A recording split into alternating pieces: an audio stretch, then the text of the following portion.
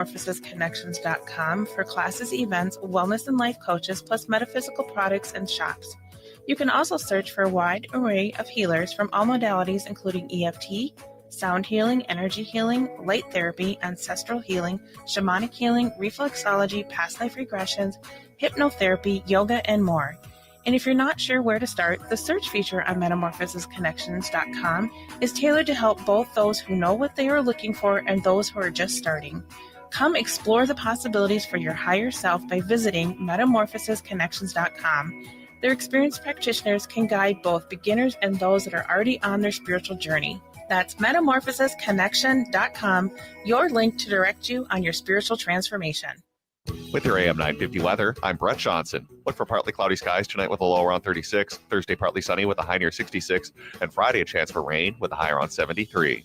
Discover unforgettable shows at Crooner's Supper Club. Visit croonersmn.com to find your perfect concert experience.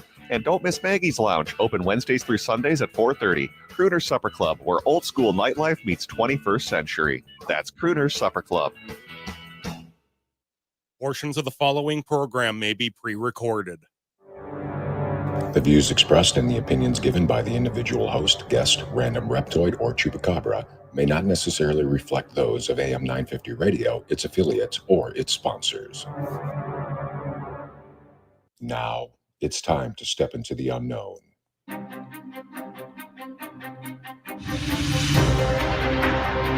There are things people experience but never talk about.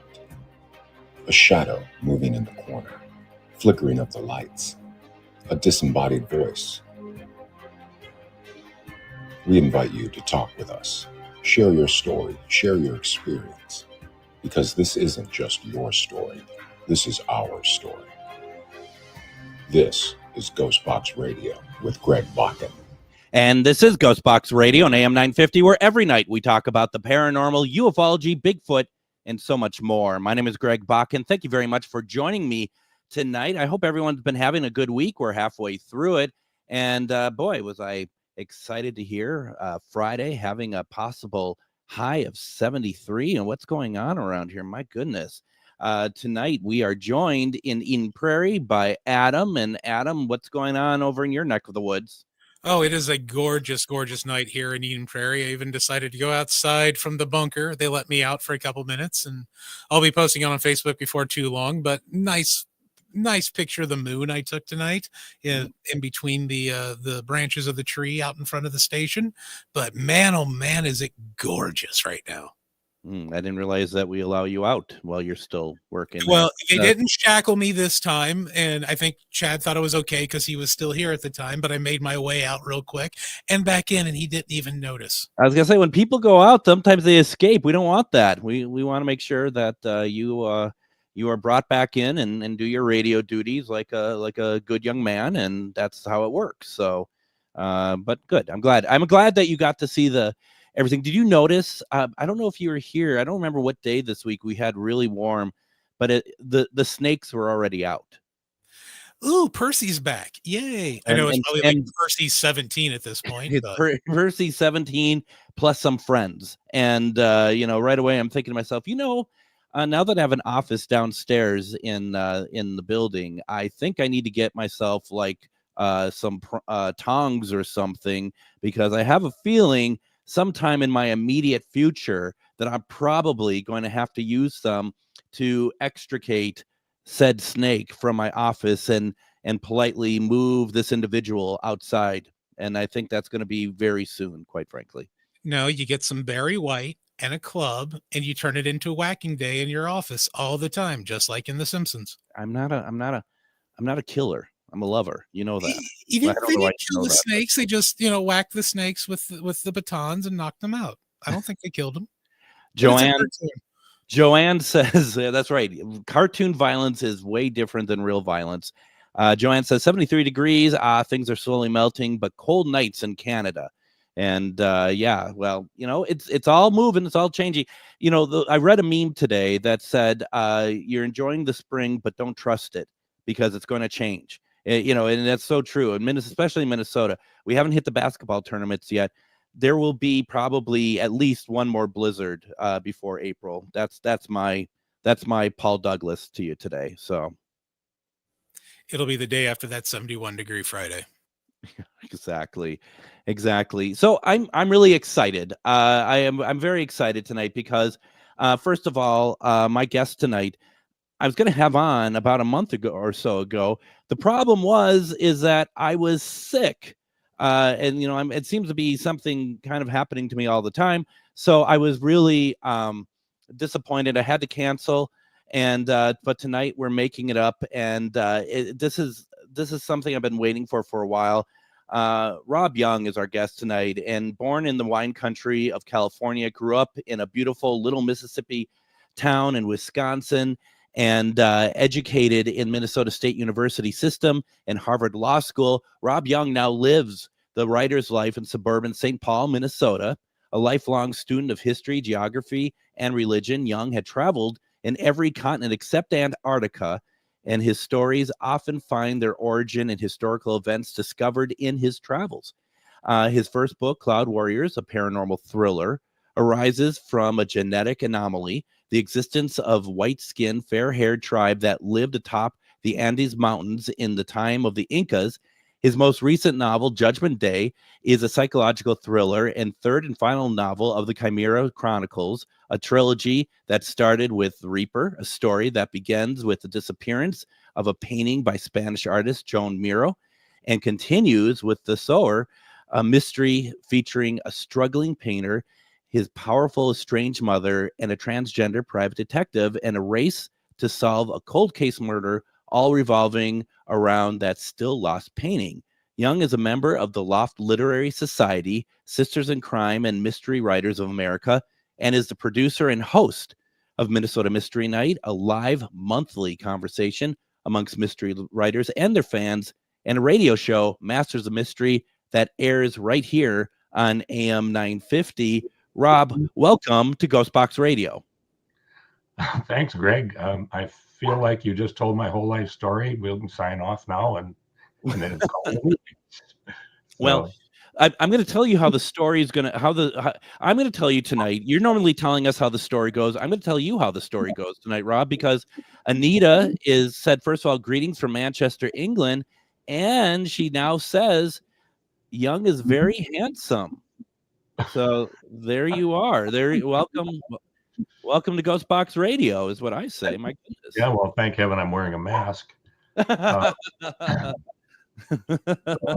was very kind. She should join the the core of those in the State Department for being so kind. I wanted to tell you a snake story. Please do. In light of your earlier conversation. Yeah. So I was about 12, 13 years old, and I grew up on a farm in Wisconsin. And I walked in the door one day, and my mom, who's in the kitchen doing something, says, there's a snake in the dining room. Would you get it out of there? So I went back to the dining room, and there, coiled up in the corner, was a relatively large bull snake.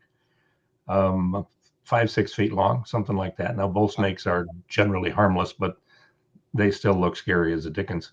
Yep. And but I went and got the longest golf club I could find and pestered the snake until it wrapped its way around the golf club. And then I ran outside with it, shook it off, and turned around, walked back toward the house, and the snake started to follow me. Apparently, he liked it now, so I ran like a son of a gun, slammed the door, and that was the last I saw the snake. But I just wanted to tell you, there's other ways than bonking them over the head to get rid of them. Well, and that's Adam. I have no. I'm an animal lover. Yeah, I mean that's the. I mean he clearly has the destructive streak in this program. Yeah, I mean it's just interesting that and Anita, this is the last I'm gonna bring up your love for Rob Jung. Anita says you remind her of Gene Hackman. Okay. Well, there you go. That's nice words. Tell Anita that I have my first book, Cloud Warriors, was actually published in the UK. There you go. Yeah, well, I mean, that's just it. It's you didn't think that you're going to come on here and be wooed by someone from Manchester, did you? I mean, that's just kind of. Oh, no, I was not anticipating that whatsoever. Although the reality is, I've got to go back to Ireland and England because of a story I found in traveling in Ireland in 2016. That is it also has a paranormal element to it. Its working title is First Witch. Mm-hmm. A story about the woman who would have been burned at the stake in Ireland as the first witch of Ireland. No. And so I've got to go back and do some on-the-ground research for that. But that's another English-based paranormal novel I've got in the works. How much research do you generally do per novel? I mean, because I think a lot of people, they do some research and they end up just wanting to write a story. Some are much more heavily into the researching, like as the backbone of the story. Where do you lie?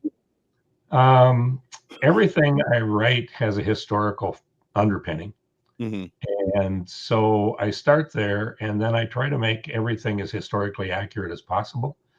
I don't write historical fiction or historical mysteries necessarily, but I take a historical element and I set the stage back in the time that it happened, and then bring it forward and tell a story about how that historical aberration, if you will, affects lives today. Mm-hmm.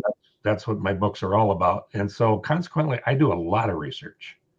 The beauty of it is years ago, you spent that time in the library poring over books. Now you can sit in front of your computer screen and go to Google Earth and see exactly where in Manchester, England, your villain lives, and the street corner on which he did away with the.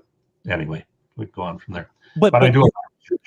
You're absolutely right, though, and I think that's the thing when you're talking about that. That's the one thing that I find. Like I'm thinking to myself, if I were a writer, that'd be something I'd be really excited about. That I could find some historical element that maybe not a lot of people know. I can incorporate it into a story of my characters. I've created their world.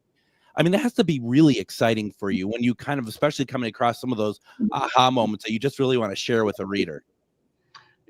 It is. I've got a book full of ideas that most of which I've stumbled on through travels, and so I'm going to Chicago by train later this month, and we're going to go on the mob and mystery tour down there, and so I'm kind of excited about finding something else along the way that might fall into that category. Absolutely. I love taking. I bet you're taking the Empire Builder down to Chicago, right? That's correct. Yeah. No. I when I travel down to Chicago, I like to take the train just because it's just fun. But it's at the same time it's Amtrak. When you go over to the UK, traveling by rail is a little bit different and more just in general. So it makes it a little bit better. Yeah, continental Europe has the best rail system in the world, so you get spoiled when you travel over there. Absolutely, and I remember one time I went over to UK. I used to go quite a bit, and I landed but I don't know my way around a whole lot. I landed in London. I'm supposed to get to Birmingham, and my friend who's supposed to pick me up in London is like, "Oh, my car died. You'll have to find your own way to Birmingham." And I walked around and like the underground of London for a bit with all my luggage, and then finally I found, like, I just figured it out, and it's so easy to figure out the system to travel, because if you're in the UK, you're using the underground. Once you get out, you're using the train system, so they are different things, but it's still very easy to figure out, and it's a shame that we never really cracked that here in the States so much. Yeah. Unfortunately, it's a missing part of our history. Although I found a story last year in Galena, Illinois, which is a hotbed for paranormal activity, and it all kind of revolves around the railroad, the building of the railroad back in the 1860s, 1870s, back in there. Mm-hmm. So that's a book that's on my table for some time in the future. How many books? I mean, do you have like strong ideas of books, like just waiting to kind of just start to fill in and write about, or do you have just like maybe just like a few, like a notebook or so of just of ideas that start formulating into books? 'Cause I can imagine someone like you would have like a really strong sense of like a lot of strong ideas, not ready to go, but ready to be really fleshed out. Yes, you hit it on the head. I have 3 stories right now that have been revolving in my head that are ready to write. I probably have at least another 25 or 30 that I have developed. Some are just no more than ideas and story arcs. Some I've gone as far as to flesh out the characters. But the chances are that I'll run out of time on this orb before I finish all the stories that I'm going to write. I mean, I think it's a true testament to how just how much you love it and how much you love writing. I mean, what is your favorite part about the writing process? I mean, and I don't want to hear it all, because I don't want to hear you say everything. Is there something that really sticks out that you're just like, I just love this part of it? The adventure. See, I write by the seat of my pants. I don't outline my books. I don't plot them. And I've never had a book that when I started, I knew what the ending was going to be. So part of the best part for me is the adventure of writing the book and finding out what the story is going to be, where it's going to unfold, what paths you follow. Sometimes it leads you down a rabbit hole and you end up throwing away 30 or 40,000 words. But that's part of the adventure too. So what I really like is the adventure of writing and the adventure of seeing how these bare bones stories that I have inside my head actually turn out, how they unfold, the characters that arrive, sometimes unbeknownst to me. And sometimes I've even on a couple of occasions have found myself in a situation where I'm not writing the story, I'm just following it. My keys are, my fingers are pushing the keys, but I'm not. It just feels like the story is just flowing out of me without any effort.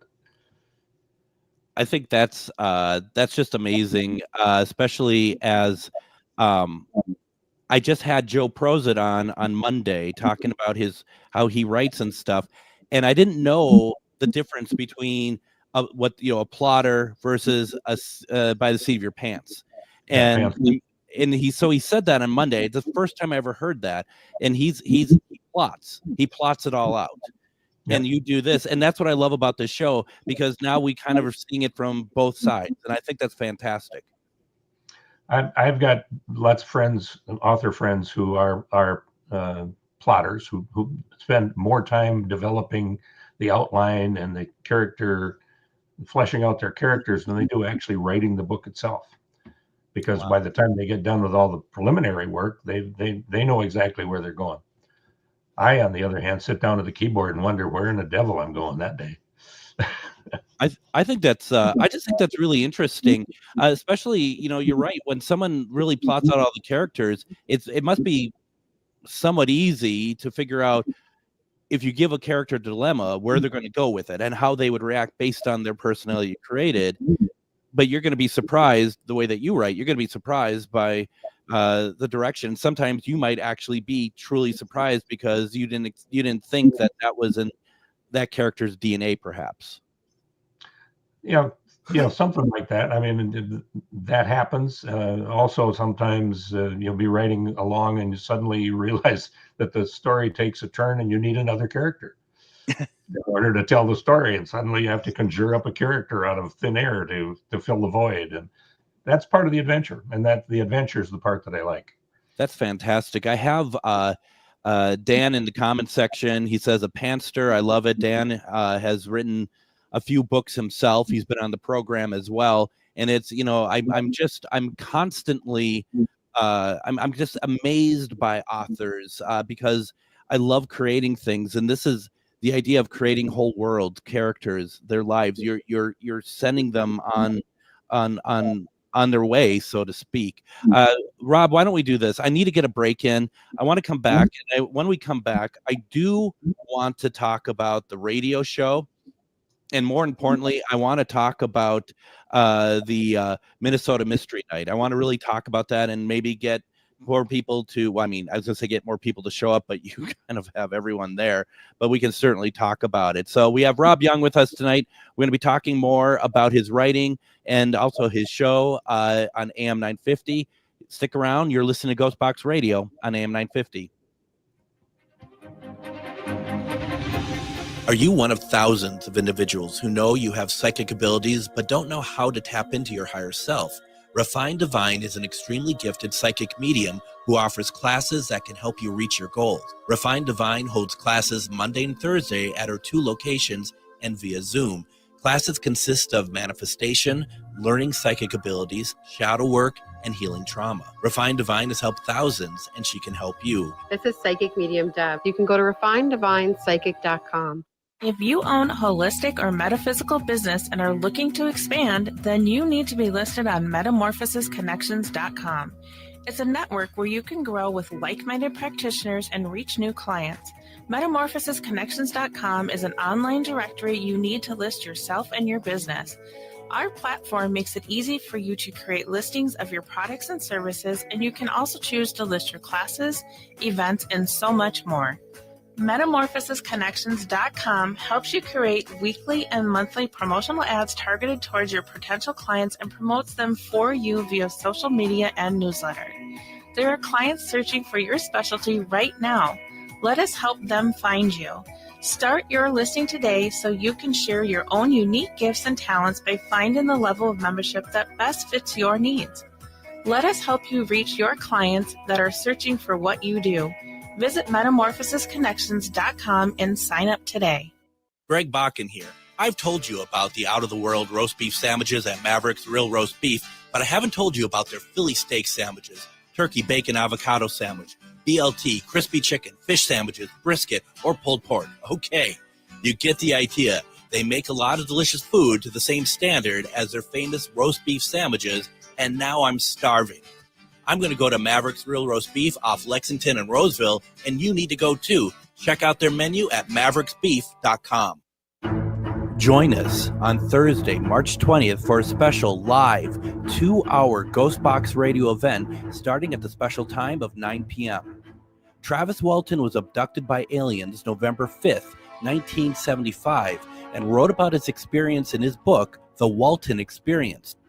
I felt like I was dying. And this is what really fueled the panic when I finally laid eyes on these creatures. They came around the table and the 3 of them were coming towards me. And I just grabbed something from behind me and started swinging it at them. The book was later made into the 1993 film Fire in the Sky. Travis Walton, along with Jennifer Stein, director of the film, Travis Walton the Movie, will join me for this special 2-hour live interview along with questions from callers. Join us for the live Travis Walton GhostBox Radio 2-hour special, Thursday, March 20th at the special time of 9 p.m.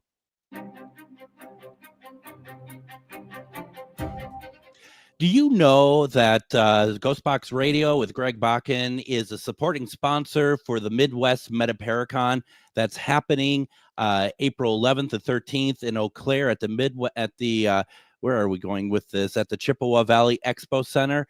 We are very excited to be the official podcast of this event. And if you sign up, if you go to metaparapro.com/Midwest Metaparacon, sign up, use the GhostBox code.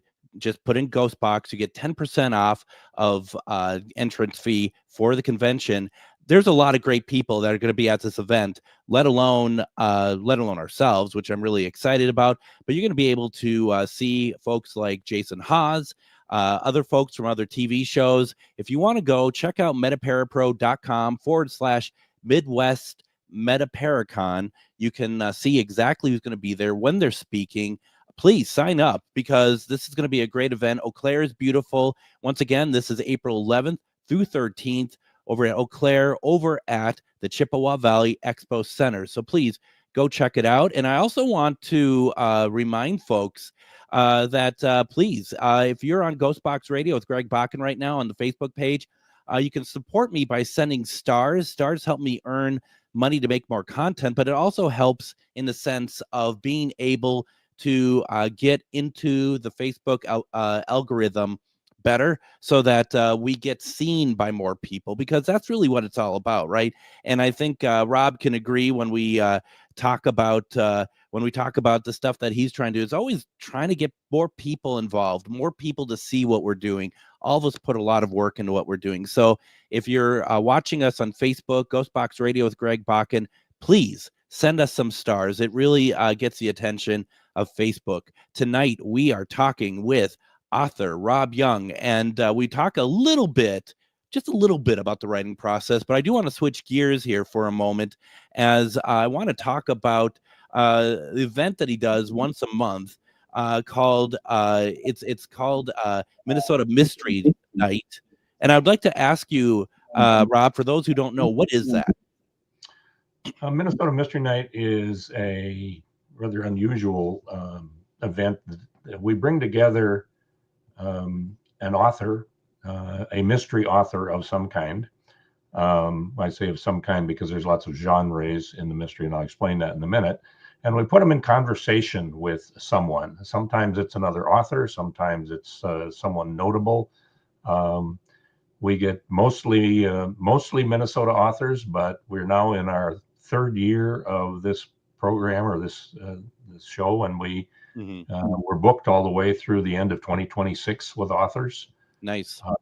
So what happens is the third Monday of every month at Lucky's 13 Pub in Mendota, Minnesota, we gather. I act as the host. It's a live event that usually our venue seats 80 people, and we ordinarily fill it up. And I introduce the guests, and from there it is totally unscripted, and it's up to them on what they want to talk about and what they want to do relative to their books or their life. And it's been extremely entertaining, and people seem to really enjoy it. So, how cool.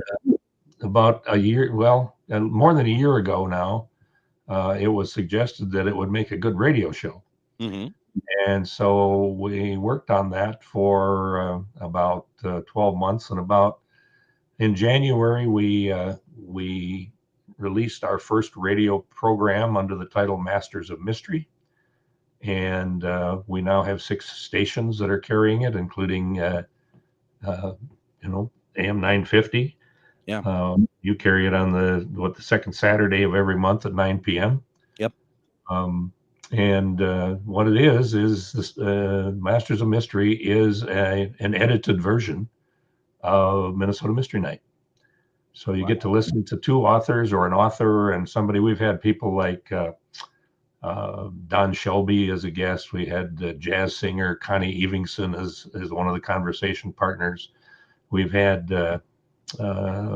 multiple people.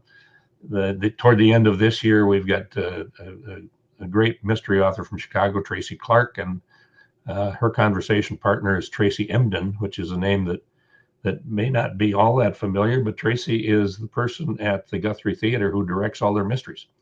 Wow. And so, but that's what we do. We bring them together and we let people come and listen and have fun. And they usually come for dinner at 5:30. The show starts at 7. If you want to come and see what goes on there and listen to somebody, we make a reservation, because we're always sold out. And the reservation, just Google Minnesota Mystery Night and you'll find us. I had wondered if it needs a reservation. It sounds like that it gets pretty packed in there. So these authors and whatnot, they just have a conversation with each other. Is that pretty much? Yeah, it's an unscripted conversation. We have Once Upon a Crime Bookstore come and sell their books at the end of the evening, so the people who come can buy their books. And it's interesting. We have Patrick Scully, who's a dancer, was one of our guests as a conversationalist, and I try to make sure that we have a great variety of people to listen to. In January of this year, we had two authors who wrote about true crimes. So it wasn't fictional. They weren't novels, but they were true crime stories, Lou Ragoose and Jeff Sauvé. And then last month, live in this show that was on Masters Mystery on your station last Saturday, was Joshua Moling, who's just become the best-selling author on USA Today, and Mindy Mejia, who is a well-known mystery thriller author who has just been nominated for an Edgar Award, which is the equivalent of an Oscar in a mystery writing world. Wow. And then this month, which will be your radio show next month, is right up the alley for your listeners. We have two paranormal mystery writers, A.W. Powers and Natalie Fowler, in conversation. And I'm really looking forward to that, because I have a love for paranormal, all things paranormal, I guess, and have had my own experiences during my life, and I find it to be a fascinating subject matter for any kind of program or book. So absolutely. I applaud you for what you do. Well, thank you. When you put the show out, how far in advance, like if the show that happens in April that has Natalie and the other author on, how far back was that recorded? As a production person, I'm always curious about that sort of thing. That will be recorded this coming Monday night. So it hasn't even been recorded yet. So you put a month, you put some time. How long does it take you to edit these down then for broadcast? About 10 days. Yeah, it's gonna be, because it's not easy, is it? I bet it's pretty. No. I have a really good, sound engineer who is at the show, records it live, and then he will make the first pass at it, and I go through it and add my suggestions, and then we get together at his studio and record promos, and sometimes I'll record part of an intro or something if something didn't come out really well at the live show. But yeah, it takes we try to get it in the hands of the radio stations on the first of the following month of the live event. So that's great. Now, I mean, boy, that moves pretty quickly, and I'm impressed with that. I think that's fantastic. And it, what was the reason for you to even start the mystery night in the first place? You said it earlier, listeners, in our case, readers, independent authors, in fact, all authors, even if they're published by the big five publishings, are always looking to try to get their work in front of more potential readers. Minnesota Mystery Night was started to give an audience to Minnesota mystery writers. That was it. I mean, that was the real reason for it. Formerly, there was a program or a monthly event called the Book Stube at the Beer Stube in Hastings, Minnesota. And that actually went on for about 15 years, and then it sort of died with COVID.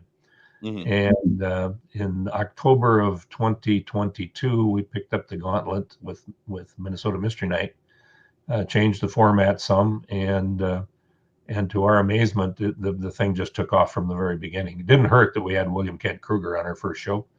That's always good, because you can always count on Kent to put 300-400 fans in the seats. And it took off from there. And as I said, we don't have a shortage of authors, and conversation partners, and it's kind of a joy to do. It's fun. I have fun doing it, and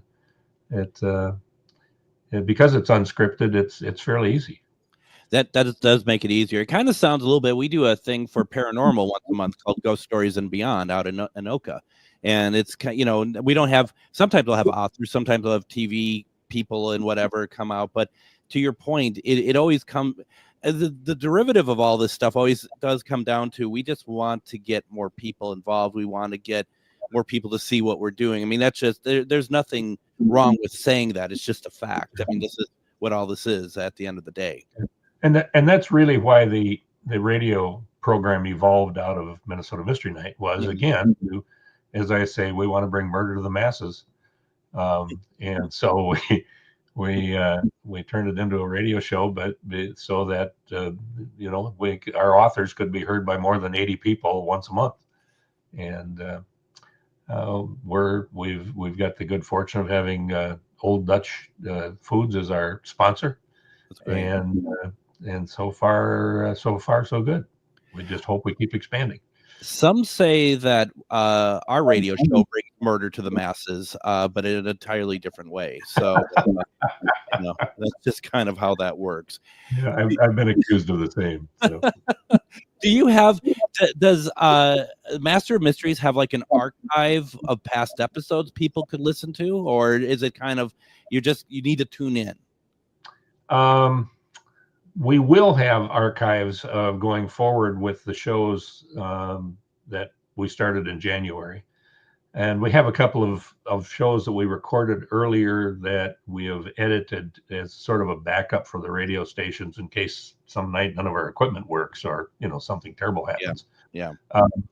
But we don't really have an archive. I wish we had an archive of every show back to October of 2022, but unfortunately we don't. We didn't start recording them until last year, about mid-year. And we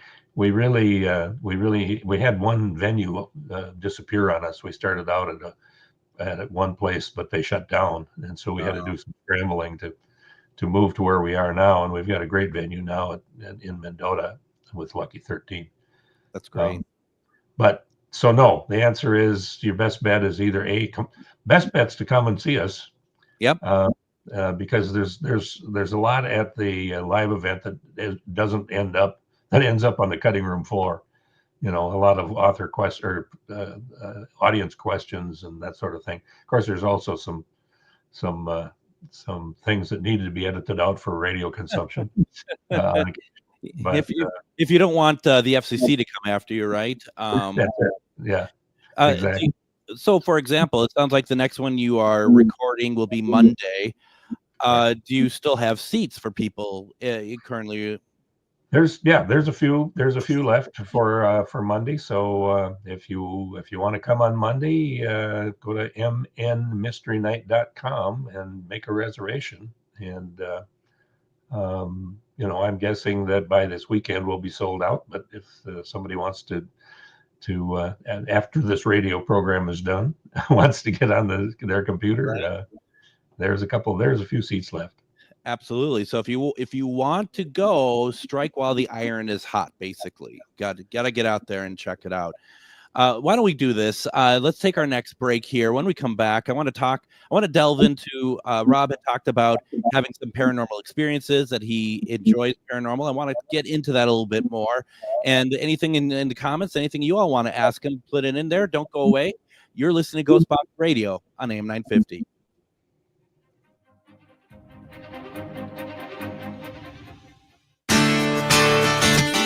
Greg Bakun here. Like you, I love good, fresh, delicious food. So I want to tell you about this treasure in Roseville called Maverick's Real Roast Beef. Maverick's has the best roast beef sandwiches I've ever had. Made fresh every order. Add fries or onion rings dropped in the fryer when ordered, and you have a winning combination. Maverick's Real Roast Beef has a lot more than roast beef, so check out their website, mavericksbeef.com, or check out their restaurant on Lexington in Roseville. Greg Bakun here. I love historic tours of Minneapolis and seeing everything it has to offer. But if you know me, I like to include a little spooky in my tours, which is why I found the perfect combination. Minneapolis Trolley Tours does this amazing candlelight ghost tour that you have to check out. It's an extremely immersive experience. It's a trolley trip that starts out at a haunted mansion, traveling around Minneapolis locations, exposing ghost stories that the public and business owners would rather left untold. then a tour of the aforementioned haunted mansion where ghosts of past residents from the 1800s reside, plus a lot of surprises to discover. Next, experience Gertrude's after hours. Did I mention Gertrude is the mansion's most famous ghost? Maybe she'll show up. And you finish up the tour at Gertrude's Lounge in the haunted basement of the mansion with refreshments and Q&A. The trolleys are climate controlled and the mansion is restored to perfection. Check out MinneapolisTrolleyTours.com for more information. Have you ever met someone who not only can help you on a deep spiritual level, but also potentially change your life? Refined Divine is an extremely gifted psychic medium who travels the nation and lives right here in the Midwest. And she offers mediumship, mentorship, house and business parties, energy healing, palm readings, and so much more. Refined Divine has helped thousands, and she can help you. Hi, this is Psychic Medium Deb. I cannot wait to hear from you. You can go to refineddivinepsychic.com. Join us on Thursday, March 20th for a special live 2-hour GhostBox Radio event starting at the special time of 9 p.m. Travis Walton was abducted by aliens November 5th, 1975, and wrote about his experience in his book, The Walton Experience. I felt like I was dying. And this is what really fueled the panic when I finally laid eyes on these creatures. They came around the table and the three of them were coming towards me. And I just grabbed something from behind me and started swinging it at them. The book was later made into the 1993 film Fire in the Sky. Travis Walton, along with Jennifer Stein, director of the film, Travis Walton the Movie, will join me for this special 2-hour live interview along with questions from callers. Join us for the live Travis Walton GhostBox Radio 2-hour special, Thursday, March 20th at the special time of 9 p.m.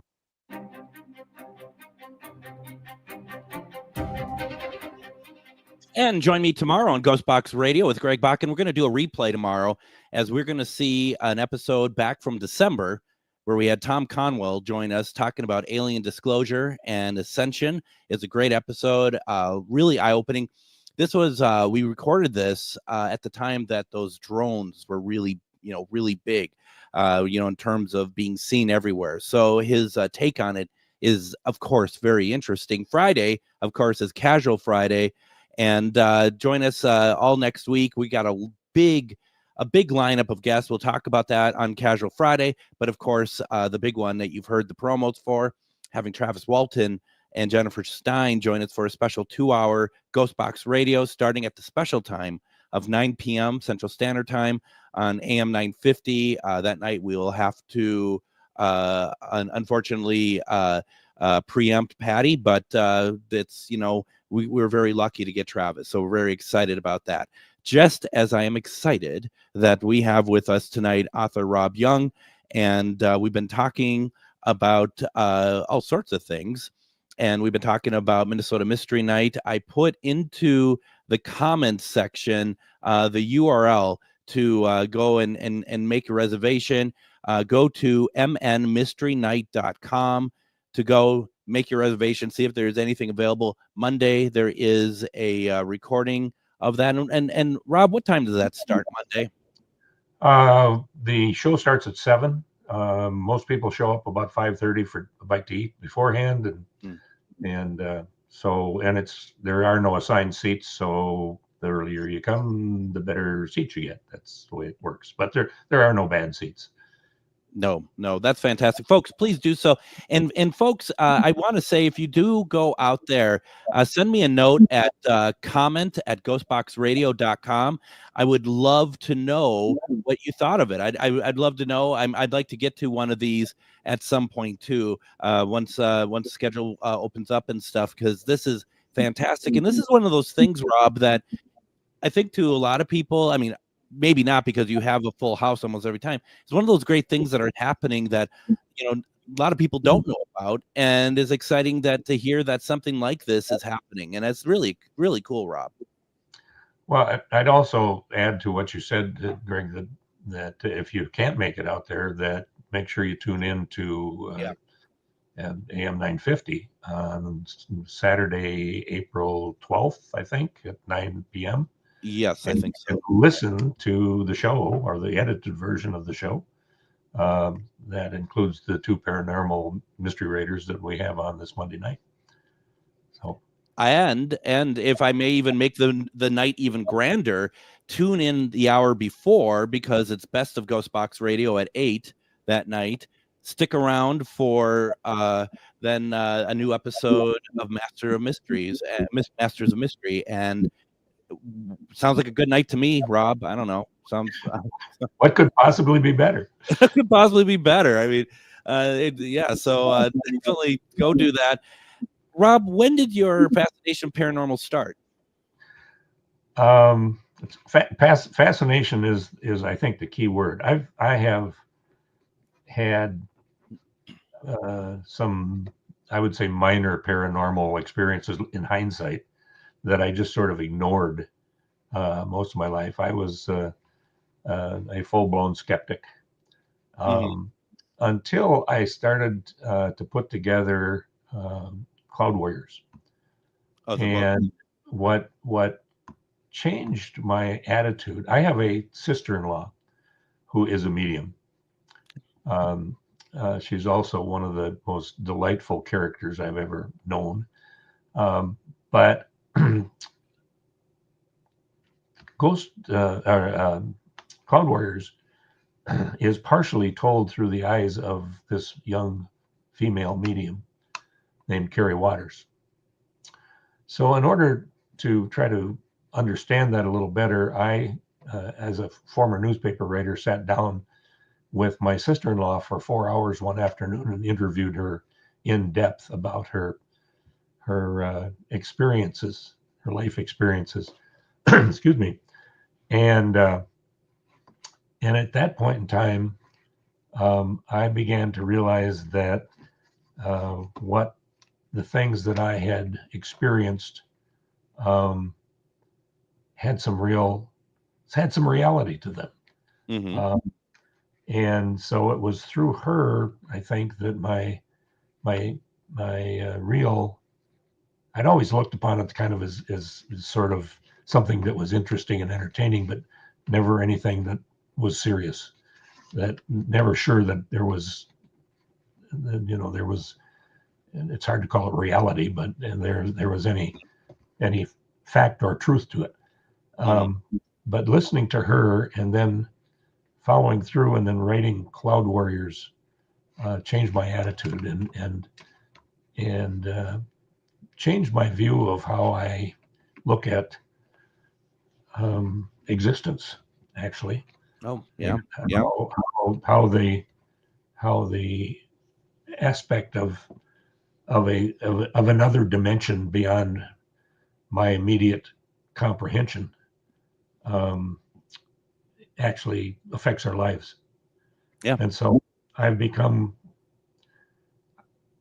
interested. I've become certainly more believing, and I certainly am in my own mind and heart convinced that there is a fifth dimension that some people have the gift of seeing, communicating with, maybe even transferring in and out of, that the vast majority of us don't have, but that doesn't make it any less real.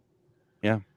So it's interesting, when I know talking with you, a big part of the stories you write is it's all about the doing the research and the history and stuff. But when it comes to doing anything with paranormal, do you do research on how of like actual paranormal activity and apply that to the stories, or is that where you kind of go free and you create however you see fit as far as how paranormal is portrayed in your stories? I think there's a mix of that. Excuse me. I've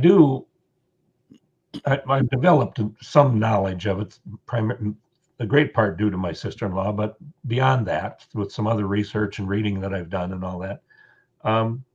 But for the most part, I have, Natalie Fowler's helped me a lot. She was in a writer's critique group. We were in a group together for a while, and I got to read some of her paranormal writing.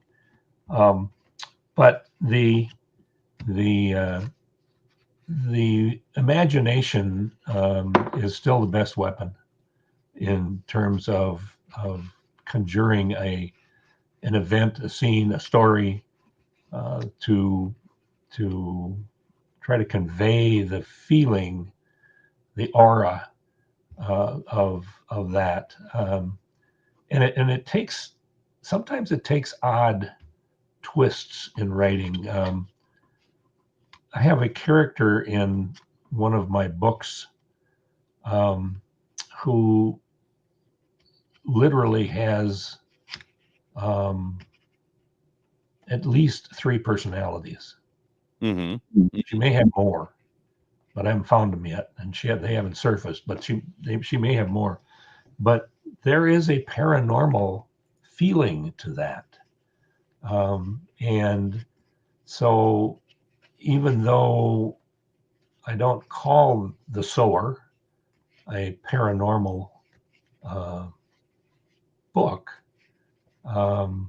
it certainly has that aura of being unexplained scientifically.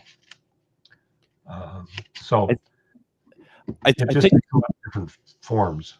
exactly, and I think that's what one of the great things is about what we call paranormal, is that it doesn't have to be defined by ghosts. It doesn't have to be defined by anything. It's something that's out of the ordinary, and it doesn't have to be called out by name either. Yeah. Well, I mean, if you really look at the big picture, probably the greatest paranormal book ever written was the Bible. Yeah, truly. Well, that's a book about aliens, actually, but Well, that could be paranormal. That's paranormal as well. That is paranormal. That is paranormal. Yeah, it is. I find it interesting that wherever you go, it seems, there is some, I'll just continue to use the word and overuse the word paranormal element to it. I've had the good fortune to be in Machu Picchu. Oh, and it's an amazing geographical, physical place. But part of the aura is the concept that it was built by aliens. Yep. And that's I mean, that's part of the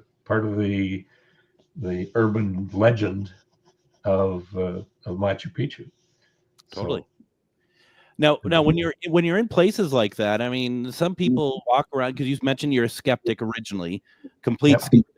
When you walk around these places, do you ever feel like any energy or anything that just feels like different from before you walked into that area?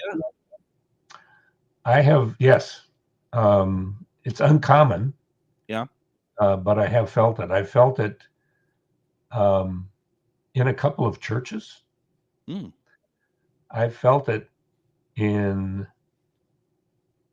a bookstore in Traverse City, Michigan, and that was really evil.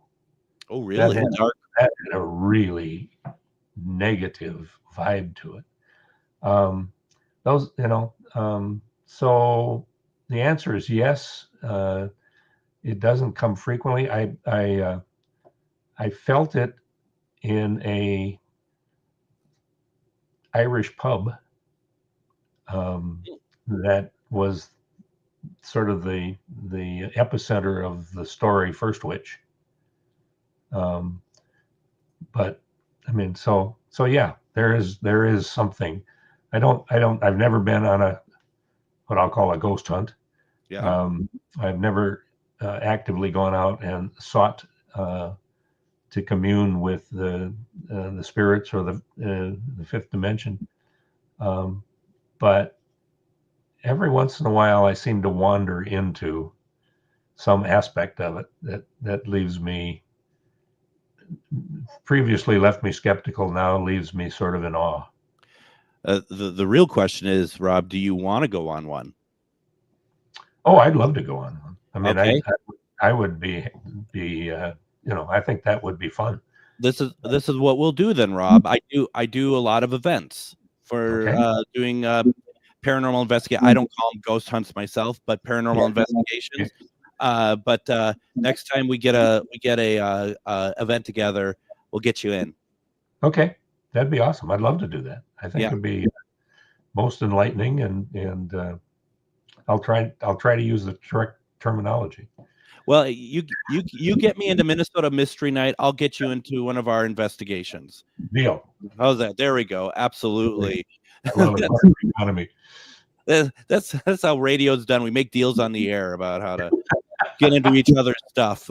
That's great. So once again, folks, as we're winding down here, we would ask anyone to go over to mnmysterynight.com to get reserve tickets for Monday night for the recording, but more importantly for the live part, the live show, so you can enjoy all of it. What we didn't talk about, Rob, is to find out more about you, to go to robjungwriter.com. That's ROBJUNG writer.com. And that's, you see everything that you're doing as well, right? Correct. Perfect. That is perfect. Rob, I'd love to have you back sometime. We could talk about stuff that you're writing, or just have a fun conversation. I hope you'd want to come back sometime. I would love to come back again, Greg. Thank you. I appreciate it. Thank you for having me on, and it's been a delightful way to spend an hour. Well, I appreciate it. Masters of Mystery is going to return on AM 950 at 9 p.m. on April 12th. Make sure you go and watch or listen to it. It's going to be a great night. Rob, thank you so much for joining us tonight. Thank you again. I appreciate it. All right, we'll be back with a live show Friday. It's Brad Friedman, host of the Bradcast, weeknights at